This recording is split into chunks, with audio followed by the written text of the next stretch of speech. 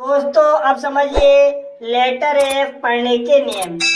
दोस्तों एफ का उच्चारण फ होता है, जैसे four, fan, five, favour, forgive, front. शायद इन सभी शब्दों में एफ का उच्चारण फ हुआ है।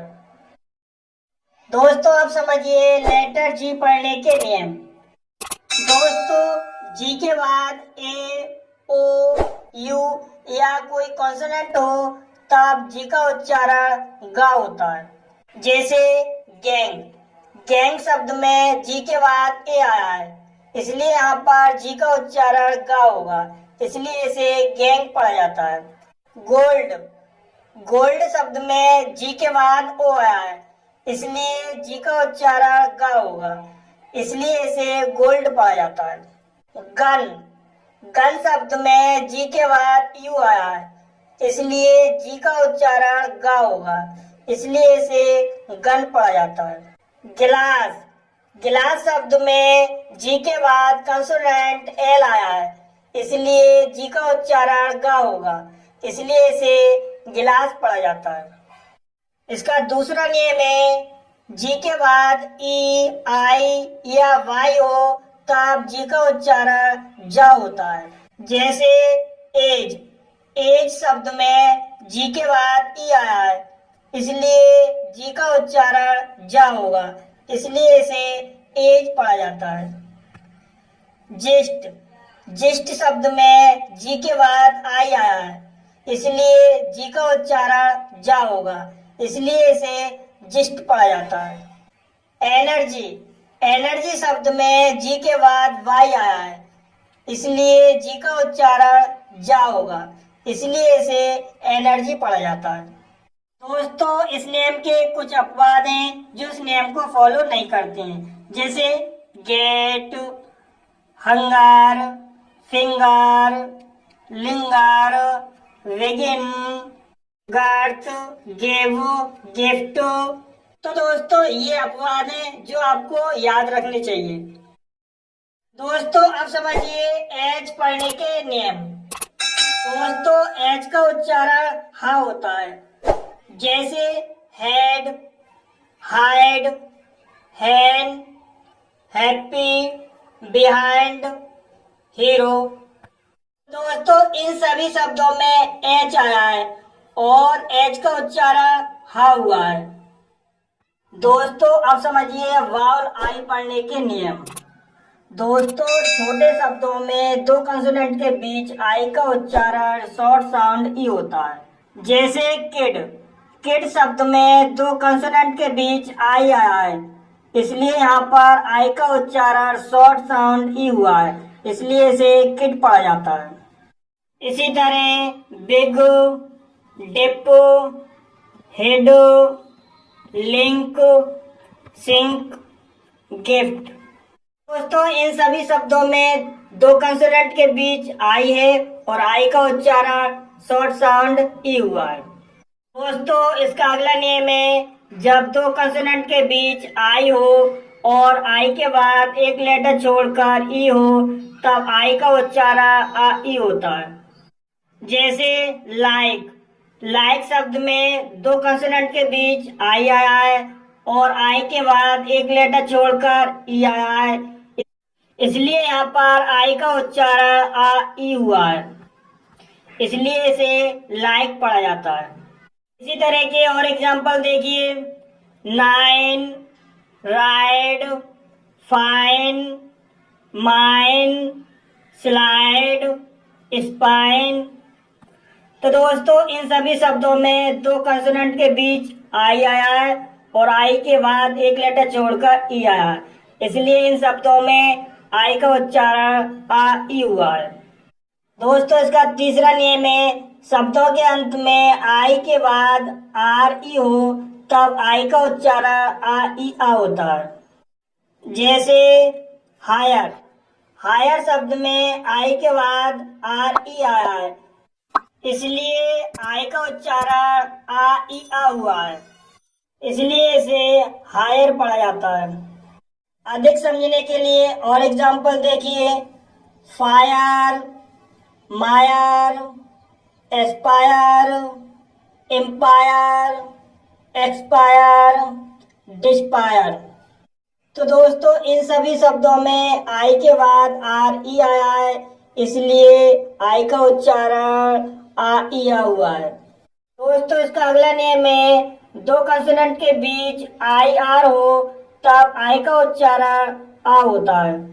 जैसे वर्ड, वर्ड शब्द में दो कंसोनेंट के बीच आई आर आया है और यहाँ पर आई का उच्चारण आ हुआ है, इसलिए इसे वर्ड पढ़ा जाता है। और अधिक समझने के लिए और एग्जाम्पल देखिए।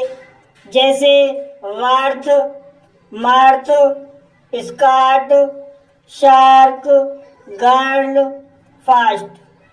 तो इन सभी शब्दों में दो कंसोनेंट के बीच आई आर आया है और यहाँ पर आई का उच्चारण आ हुआ है। दोस्तों अगला नियम है, एक से अधिक शब्दखंड वाले शब्दों के अंत में आई वी ई हो तब आई का उच्चारण शॉर्ट साउंड ई होता है। जैसे एक्टिव, एक्टिव शब्द के अंत में आई वी ई आया है, इसलिए आई का उच्चारण शॉर्ट साउंड ई होगा, इसलिए इसे एक्टिव पढ़ा जाता है। और अधिक समझने के लिए एग्जाम्पल देखिए। जैसे festive, sensitive, passive, assertive, aggressive, cursive. दोस्तों इन सभी शब्दों के अंत में आई वी ई आया है, इसलिए आई का उच्चारण शॉर्ट साउंड ई हुआ है। दोस्तों इसका अगला नियम है, कुछ शब्दों में आई के बाद एन डी या एल डी हो तब आई का उच्चारण आ ई होता है। जैसे ब्लाइंड, ब्लाइंड शब्द में आई के बाद एन डी आया है, इसलिए आई का उच्चारण आ ई हुआ है, इसलिए इसे ब्लाइंड पढ़ते हैं। और अधिक समझने के लिए और एग्जाम्पल देखिए। Hind, find, wind, child, mild, wild. तो दोस्तों इन सभी शब्दों में आई के बाद एन डी आया है, इसलिए आई का उच्चारण आ ई हुआ है। और इन शब्दों में आई के बाद एल डी आया है, इसलिए आई का उच्चारण आ ई हुआ है। तो दोस्तों अब समझिए लेटर जे पढ़ने के नियम। दोस्तों जे का उच्चारण जा होता है। जैसे जैम, जेट, जॉय, जॉब, जग, जोक। इन सभी शब्दों में जे आया है और इन सभी शब्दों में जे का उच्चारण जा हुआ है। दोस्तों अब समझिए लेटर के पढ़ने के नियम। दोस्तों के का उच्चारण का होता है।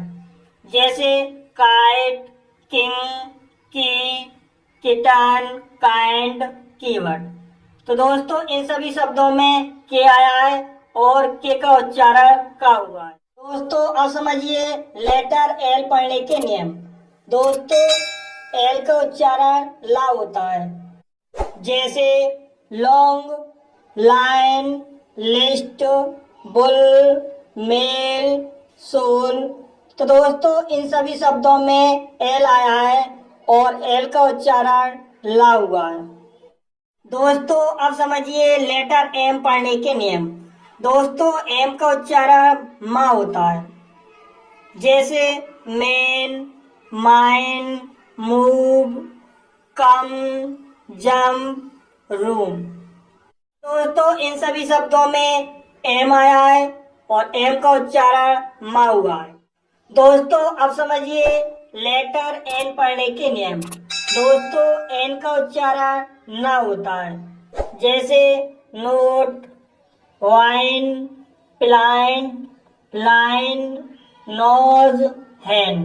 तो दोस्तों इन सभी शब्दों में एन आया है और एन का उच्चारण ना हुआ है। दोस्तों अब समझिए वाउल ओ पढ़ने के नियम। दोस्तों छोटे शब्दों में दो कंसोनेंट के बीच ओ का उच्चारण अ होता है। जैसे नॉट, नॉट शब्द में दो कंसोनेंट के बीच ओ आया है, इसलिए यहाँ पर ओ का उच्चारण ओ हुआ है, इसलिए इसे नॉट पढ़ा जाता है। और अधिक समझने के लिए और एग्जाम्पल देखिए, cop, song, box, plot, rock, shop. दोस्तों इन सभी शब्दों में दो कॉन्सोनेंट के बीच ओ आया है और इन शब्दों में ओ का उच्चारण ओ हुआ है। इसका दूसरा नियम है, दो कंसोनेंट के बीच ओ आए और ओ के बाद एक लेटर छोड़कर ई आए तब ओ का उच्चारण ओ होता है।